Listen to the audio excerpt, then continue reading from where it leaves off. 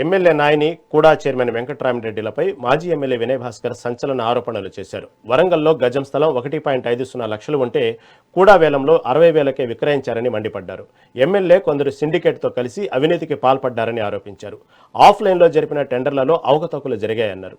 సుమారు 70 కోట్లు అవినీతి చేశారని ఫైర్ అయ్యారు. ఇక హెచ్సియు తరహాలో భద్రకాళి చెరువుపై ఎమ్మెల్యే కూడా చైర్మన్ కన్నేశారని అన్నారు. అవినీతికి వెంటనే ఫుల్ స్టాప్ పెట్టాలి.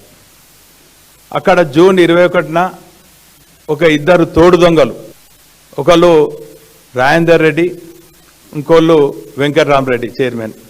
ఈ రాజేందర్ రెడ్డి అన్ని హౌలా మాటలు, చూతే కట్టదు, చిన్న పెద్ద మర్యాద తెలియదు, కాక అడ్డిమారు గుడ్డి దెబ్బలు గెలిచి ఇష్టం వచ్చినట్టు మాటలతోని అవినీతి చేష్టలతోని ప్రతిపక్ష పార్టీలపైన బురద జల్లే కార్యక్రమం చేస్తున్నారు.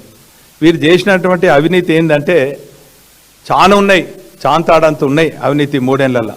కానీ కొన్ని మాత్రం మీ దృష్టికి తీసుకొస్తా. నేను తీసుకొచ్చుడు కాదు, స్వయంగా పేపర్ వాళ్ళే రాసిండ్రు. అవన్నీ కూడా మీకు రుజువులతో చూపెడతా. ఒకటి, మొన్న జూన్ 21న జరిగినటువంటి కూడా వేలం పాటలు. హైదరాబాద్నేమో 300 కోట్లు 400 కోట్లు ఎకరం అంటారు. రెండో రాజధానినేమో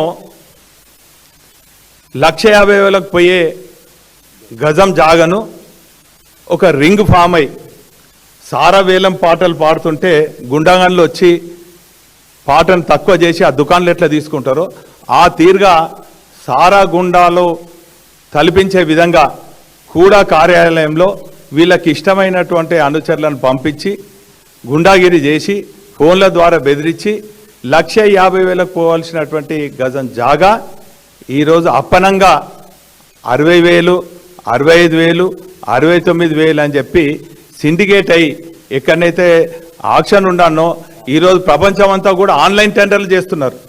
హ్యామ్ టెండర్లు అంటుండ్రు, ఈ టెండర్లు అంటుండ్రు, ఆ టెండర్లు అంటుండ్రు.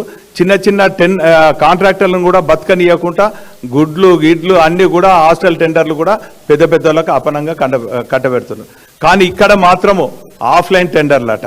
అది కూడా స్థలం దగ్గర కావాల్సినటువంటి టెండర్లు ఎక్కడ పెట్టినరయ్యా అంటే కూడా కార్యాలయంలో 4 గోడల మధ్య నలుగురు పాట పాడతారు. అది ఒకళ్ళు 65 అంటే 66, 67, 1000 పెంచి అది సుమారు 2 ఎకరాల 27 గుంటల స్థలం. అంటే 1,50,000కు పోవాల్సినటువంటి ఇది 65, 70,000 వేసుకోండి భయ్, ఇంకా 70,000 అంటే సుమారు 70 కోట్ల అవినీతి మొన్న జూన్ 21నే జరిగింది.